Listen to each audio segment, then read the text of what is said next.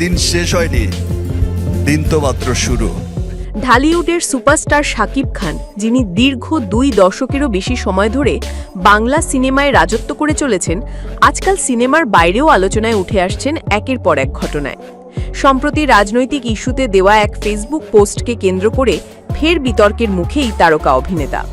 24 জুলাই দেশের গণ অভ্যুত্থানের সময় নিরস্ত্র ছাত্র জনতার পক্ষে নিজের অবস্থান স্পষ্ট করেছিলেন শাকিব খান।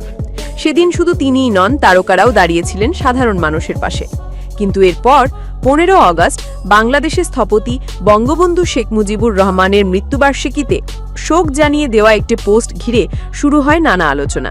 কারো মতে এটি ছিল নিরপেক্ষ শ্রদ্ধা, আবার কারোর চোখে রাজনৈতিক বার্তা। এই ইস্যুতে অবশেষে মুখ খুললেন ঢালিউড কিং নিজেই।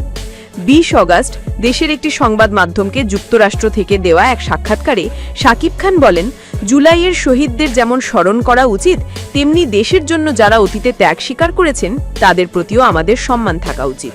এটা কোনো রাজনৈতিক দলের বিষয় নয়, বরং নৈতিক দায়িত্ব। তিনি আরও বলেন, দুঃখজনকভাবে আমাদের জাতির শ্রেষ্ঠ সন্তানদের অনেক সময় রাজনৈতিক উদ্দেশ্য ব্যবহার করা হয়। এটা একেবারেই কাম্য নয়। নিজের রাজনৈতিক সংশ্লিষ্টতা প্রসঙ্গে স্পষ্ট জানিয়ে দেন শাকিব খান, আমি কোনো রাজনৈতিক দলের সঙ্গে কখনো যুক্ত ছিলাম না এবং থাকাও আমার উদ্দেশ্য নয়। সিনেমার প্রতি ভালোবাসার কারণেই রাজনীতিকে সবসময় এড়িয়ে গেছি। তবে সামাজিক যোগাযোগ মাধ্যমে দেওয়া পোস্ট কারুর মনক্ষুণ্ণ করতে উদ্দেশ্য প্রণোদিত ছিল না বলেও জানান শাকিব খান। তার ভাষায়, এ নিয়ে যারা ভিন্ন ন্যারেটিভ তৈরির চেষ্টা করছেন তা সম্পূর্ণ অগ্রহণযোগ্য। বর্তমানে শাকিব খান রয়েছেন যুক্তরাষ্ট্রে অবকাশ যাপনে।